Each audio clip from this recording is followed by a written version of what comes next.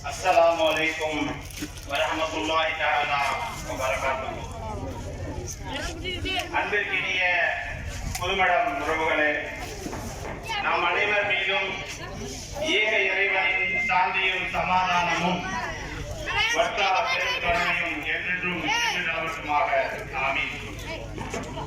கருவில் இருக்கும் குழந்தை முதல் கரும் பாறையில் இருக்கும் தேரை வரை அனைத்திற்கும் உணவளிக்கக்கூடிய வல்ல ரட்சகனாகிய வல்ல ரஹ்மானாகிய ஏக இறைவனுக்கே எல்லா புகழ்ச்சியும் உண்டாகட்டுமாக. புதுமடம் இலக்கிய மேடையின் சார்பாக கட்டுரை போட்டி, கவிதை போட்டி, பேச்சு போட்டி, ஓவிய போட்டி மற்றும் மழலையருக்கான விளையாட்டு போட்டிகள் எல்லாம் நடத்தி முடிக்கப்பட்டு அவைகளுக்கான பரிசளிப்பு விழாவிலே நாம் எல்லாம் இங்கே அமர்ந்திருக்கின்றோம். அல்ஹம்துலில்லாஹ். புதுமடத்தை மாணவ மாணவிகள் கல்வி தகுதியிலும் அதே போன்று கல்வியை சார்ந்த நிலையிலும் வெற்றியடைந்து சிறப்பாக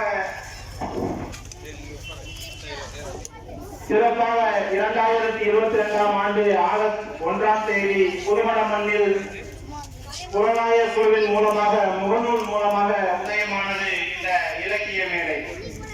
புதுமடம் இலக்கிய மேடையின் முதல் நிகழ்வாக தொடங்கப்பட்ட ஆகஸ்ட் மாதம் 15ஆம் தேதி சுதந்திர தினத்தை முன்னிட்டு பேச்சு போட்டி நடத்துவதற்கான செயல்பாடுகளில் இறங்கியது புதுமடம் இலக்கிய மேடையின் ஒருங்கிணைப்பு குழு.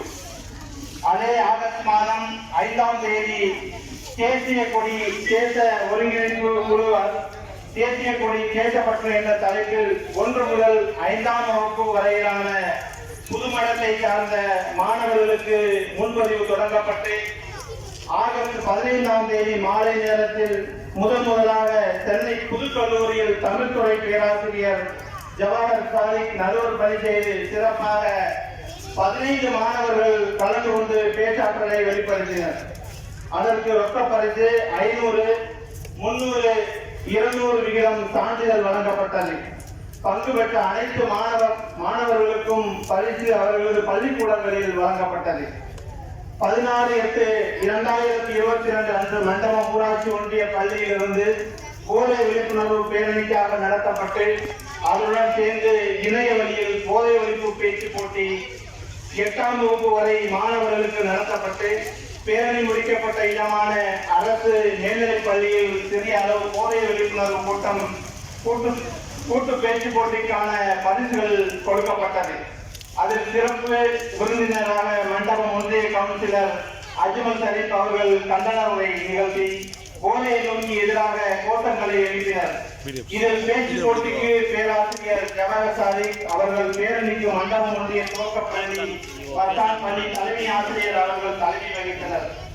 பிறகு அடுத்த மாதத்தில் எங்கள் தமிழ் எங்கு உள்ளது என்ற தலைப்பில் பேச்சு போட்டியானது நடைபெற்று அதில் பரிசளிப்பும் நடத்தப்பட்டது.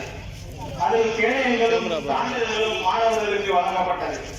மீரா விழாவை முன்னிட்டு MSK குழுவின் சார்பாக நடைபெற்ற இணையவழி பேச்சு போட்டியில் மாணவர்கள் பங்கு பெற செய்து அதில் அனைத்து மாணவர்களுக்கும் பரிசு பெற்று அதனில் பரிசளிப்பு நிகழ்ச்சியும் 3 ஜமாஅத்தார்கள் முன்னிலையில் நடைபெற்றது. அதே போன்று 2022 ஆண்டின் நிறைவு கட்டுரை, கவிதை, பேச்சு, ஓவியம், பெரியவர் கவிதை, மழலையர் போட்டி போன்றவர்களுக்கான அறிவிப்புகளை வெளியிட்டு சுமார் 150க்கு மேற்பட்ட மாணவர்களை கொண்டு போட்டியை முடித்து இன்று பரிசளிப்பு விழாவில் சாதித்துள்ளது புதுமடம் இலக்கிய மேடை. பல்வேறு கல்வி சார்ந்த இயக்கங்களை கையில் எடுத்து பல்வேறு பணிகளை மேற்கொண்டு கல்வி நலனை பேணி வருகிறோம். அதோடு மட்டுமல்லாமல் கல்வி உதவி தேவைப்படும் நபர்களுக்கு கல்வி உதவியை வழங்கி உதவி செய்து வருகிறோம். மேலும் எதிர்கால திட்டங்களை கல்வி சார்ந்த இளைஞர்களின் மேம்பாட்டு சார்ந்த பல்வேறு பணிகளை செய்து முனைந்துள்ளோம். அனைத்திலும் ஜமாத்தினரும் ஊர் மக்களும் முன்னிறுத்தி முத்தமிழ் பணிகளை செய்து வருகிறோம். இவ்வாறெல்லாம் 4 வருட செயல்பாடுகளை வெறும் 4 மாதங்களில் நாம் செய்து முடித்திருக்கிறோம். ஆகவே உங்களுடைய பிள்ளைகளை நீங்கள் ஊக்கப்படுத்தி இது போன்ற நிகழ்ச்சிகளிலே, இது போன்ற பேச்சு போட்டிகளிலே, இது போன்ற கட்டுரை கவிதை போட்டிகளிலே உங்களுடைய பிள்ளைகளை கலந்து கொள்ள செய்து மென்மேலும் இதே போன்று பல பரிசுகளை வெல்ல வேண்டும். நமது இந்த சிறிய கிராமத்திலிருந்து ஒரு சிறந்த பேச்சாற்றல் மிக்க மாணவர்கள் உருவாக்க வேண்டும் என்பதே இந்த இலக்கிய மேடையின் நோக்கம். அதிலே நாம் மும்முரமாக செயல்பட்டுக் கொண்டிருக்கிறோம்.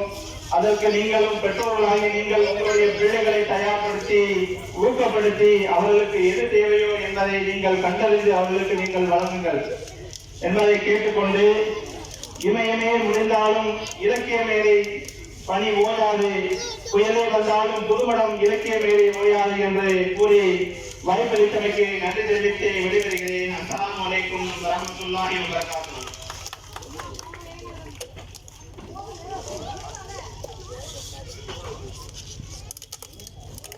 செயல்பாட்டுரை வழங்கிய காஃபிம் ஐகான் யூடியூப் சேனலுடைய உரிமையாளர் காஃபிம் அவர்களுக்கு நெஞ்சார்ந்த நன்றிகளையும் பாராட்டுகளையும் தெரிவித்துக் கொள்கிறோம்.